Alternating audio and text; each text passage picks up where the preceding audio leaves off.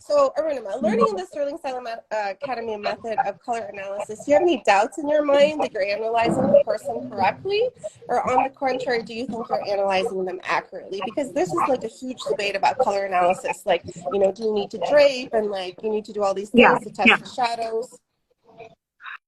So I'd say absolutely not. I have no doubts in my mind on the methodology that I have learned. So ever since I graduated, I did, I mean, of course, through the course, you did explain about, the seasons and stuff, but that was not the core of how we would analyze.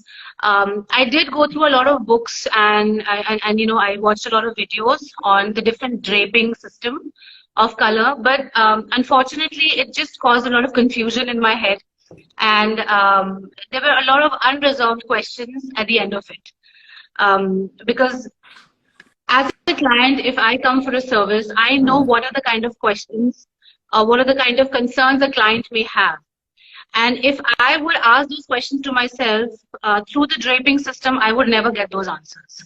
Right. But when I would use our system, that is the Sterling methodology, which was crystal clear in my mind, I was very clear in my head what responses I have to give and what is the clarification that is needed. So there was never a doubt in my mind that the technique that we follow is incorrect by any means or lacking in anything. Perfect. So in watching other consultants evaluate their clients using drapes to check if their face lights up in certain areas, I believe it's like in this area here, what the eye bags do. And actually, I'm wearing the correct color for my skin color, and I still have eye bags, you guys, so it doesn't really matter. Okay, color or no color, I have the eye bags, all right, guys? And the laugh lines and the jawline is also the area where they often say you have shadows when you're doing the color analysis. So do you see a difference when you're, or do you think testing with drapes is subjective and leaves room for error? What I have noticed when I see people doing drapes is that the classification itself of the colors is incorrect. And it's just not about the color being warm or cool or neutral. There are many other aspects that we have to take into consideration when we advise the client on what color that has to be worn. Yes, if, out of the 15 drapes that a person is putting on you, one of the colors may belong to the client's skin category, but and the skin would light up and you would see a brighter skin, but there is scope of error there because we are forgetting a major part of your your physical features. You just can't go on your skin. There are many other aspects that one has to pay attention to, and which in the draping system is missing clearly. Okay. So in your country, many people possess warm and cool qualities and are categorizing them as winter. Do you think that that this evaluation is incorrect? And even there's something called the 12 seasonal color palette system, or 12 seasonal color analysis. There's different types of winter. So the dark winter, the true winter, bright winter. I had you guys read about it, and after the different winters, which do you think is more straightforward? The Sterling methodology, and less constricting when providing your clients with color palette suggestions? And was the draping confusing or complicated, or what do you think? Okay. So in India, we have an entire gamut of skin tones and textures. And I do always take into consideration all the factors to decide the color. Just putting a client into category of winter does not work for me. It's definitely confusing to just read the descriptions of whatever you've mentioned right now as dark winters, or true winters or bright winters. It's too contradictory. For example, if we go to dark winters, they're also putting light and including a lighter skin. So how can you say, first of all, use the word dark and then use a lighter skin tone in that category? It doesn't make sense to me. So I don't know, it's too contradictory, it's too confusing, and I would not recommend that to anybody. Okay. And since you don't use drapes, have you received any pushback from your clients asking you why you don't use drapes? evaluate the claim or provide color swatches and wallets to your clients?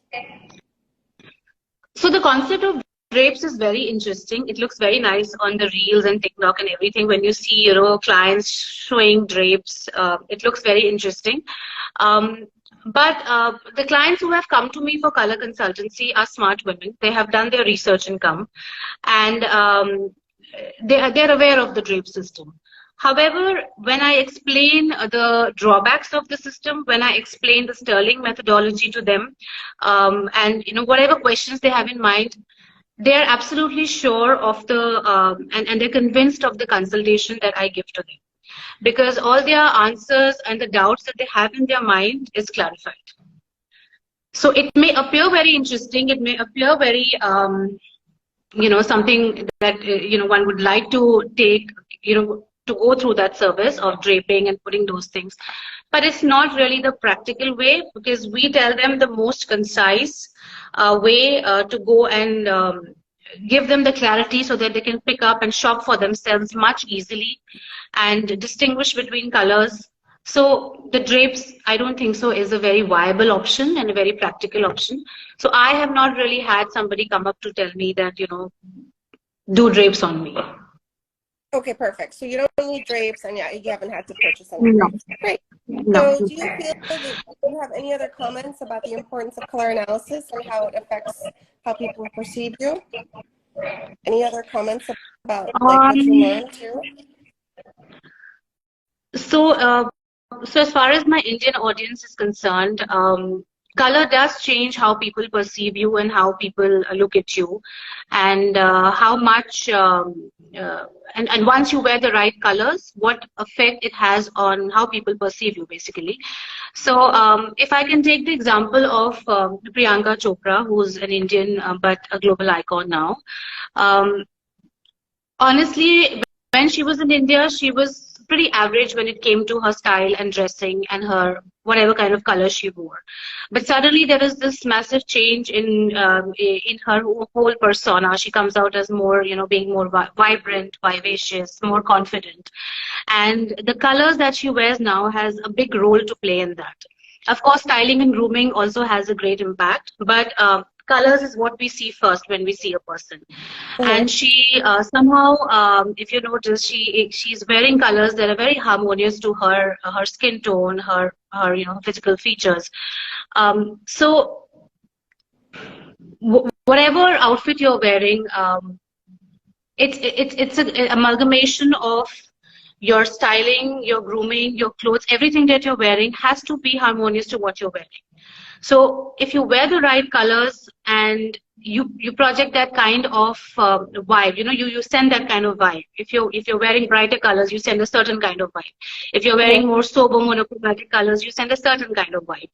So she has definitely changed the way she projects herself.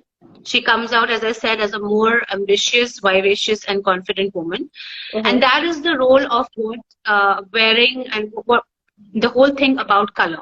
That why wearing the right colors are important and getting an analysis is important. Okay, perfect. So if any of you want a color analysis, need an Indian color analysis, Arunima can help you. Actually, she can do all skin tones, but I know some ethnicities prefer to work with other ethnicities.